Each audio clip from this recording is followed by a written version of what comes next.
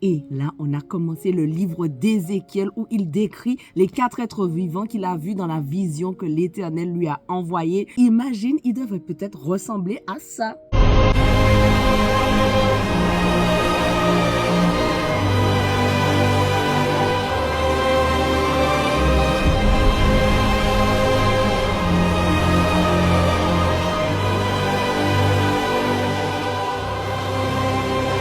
Wow. Alors, on est dans le défi lecture de la Bible de l'aurore au crépuscule où on lit la Bible de la Genèse à l'Apocalypse, 10 minutes tous les jours. Et donc là, hier, on a commencé le livre d'Ézéchiel. Donc, si tu n'as jamais lu le livre, franchement, reste jusqu'à la fin parce que c'est un livre très intéressant, comme tous les livres, hein, mais reste quand même. Merci Seigneur vraiment pour ta parole. Merci parce que tu nous donnes l'intelligence, tu nous donnes la compréhension, Seigneur. Et merci encore pour toutes les promesses et les vérités que tu nous as laissées dans ta parole. Je prie pour tous ceux qui sont avec moi dans le défi. Aide-nous, Seigneur. Ceux qui sont fatigués, qui veulent abandonner, qui trouvent que c'est trop dur. Non, aide-nous à garder notre motivation pour arriver jusqu'au bout et aide-nous à comprendre le passage du jour au nom de Jésus. Amen. Alors donc, on continue dans Ézéchiel 1, verset 24. Quand ils se déplaçaient, donc les êtres vivants, j'entendais le bruit de leurs ailes, un bruit semblable au grondement de grosses eaux ou à la voix du Tout-Puissant. C'était un bruit de grand tumulte comme celui d'un campement guerrier. Quand ils s'arrêtaient, ils abaissaient leurs ailes. Alors une voix retentit au-dessus de l'étendue céleste qui surplombait leur tête. Par-dessus cette étendue apparaissait comme une pierre de saphir qui avait la forme d'un trône et au-dessus de ce qui ressemblait à un trône, au point le plus élevé se tenait un être ayant l'aspect d'un homme. Je vis que la partie supérieure de son corps, au-dessus de ce qui ressemblait à sa taille, avait l'éclat étincelant de l'airain et l'aspect du feu tout autour, et la partie inférieure semblait comme baignée de feu. Elle était inondée de clarté. La clarté qui l'environnait avait l'aspect de l'arc-en-ciel qui resplendit dans les nuées en un jour de pluie. C'est ainsi que m'apparut ce qui ressemblait à la gloire de l'Éternel.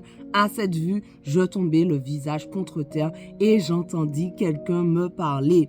Ézéchiel 2. Il me dit, « Fils d'homme, tiens-toi debout, car je vais te parler. » Dès qu'il m'eut adressé ces mots, l'Esprit entra en moi et me fit tenir debout. Et j'entendis celui qui me parlait. Il me dit, « Fils d'homme, je t'envoie vers les Israélites, vers cette foule de rebelles qui se sont révoltés contre moi. Jusqu'à ce jour, eux et leurs ancêtres se sont soulevés contre moi. C'est vers ces gens-là, c'est vers ces gens à la tête dure et au cœur insensible que je t'envoie pour que tu leur dises, voici ce que déclare le Seigneur l'Éternel. Alors, soit qu'ils t'écoutent, soit qu'ils écoutent, soit qu'ils refusent d'écouter, car c'est une communauté rebelle, ils sauront du moins qu'il y a un prophète au milieu d'eux. Quant à toi, fils d'homme, ne les crains pas et ne crains pas leurs paroles, bien que tu sois au milieu d'orties et de ronces et que tu habites avec des scorpions, ne crains pas leurs paroles et ne tremble pas devant eux, car c'est une communauté rebelle. Tu leur transmettras donc mes paroles, soit qu'ils écoutent, soit qu'ils refusent d'écouter à cause de leur entêtement. Et toi, fils d'homme, écoute ce que je te dis. Ne sois pas toi-même rebelle comme cette communauté rebelle.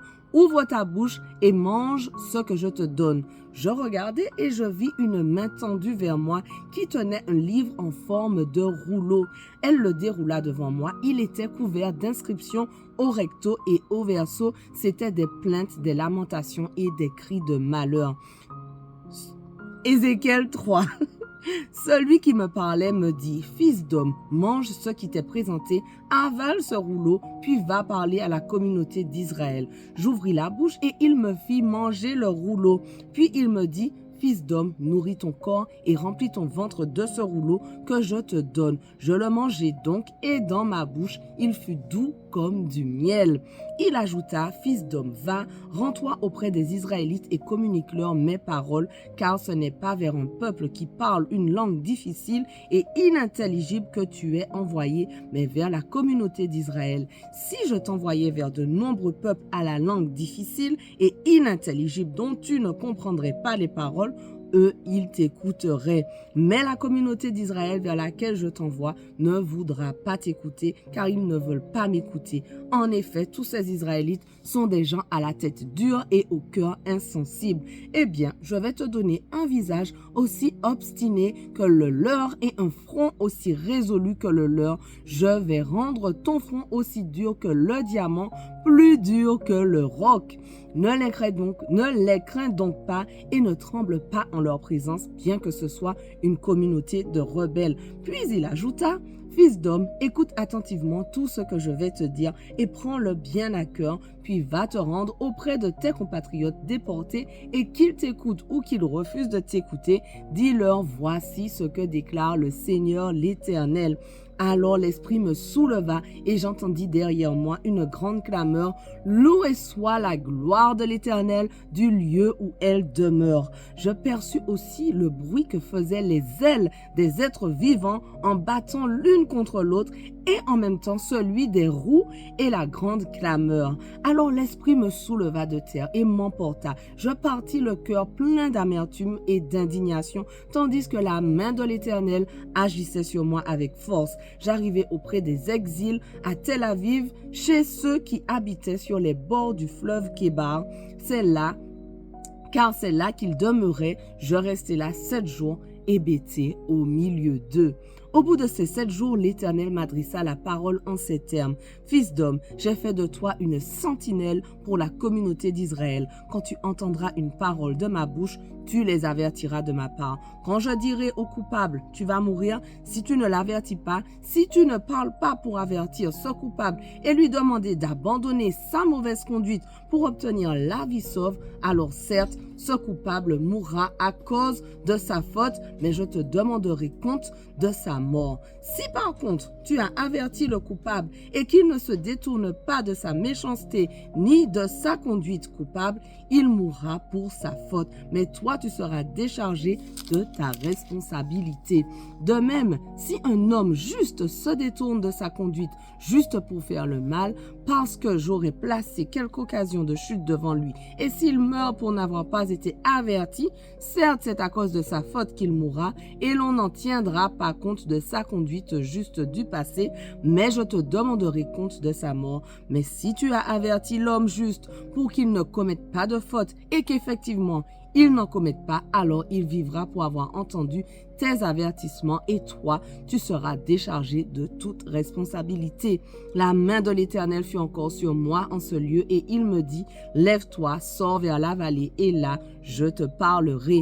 Je me levai donc et je sortis vers la vallée. Et voici que la gloire de l'Éternel se tenait là, identique à la gloire que j'avais contemplée près du fleuve de Kébar.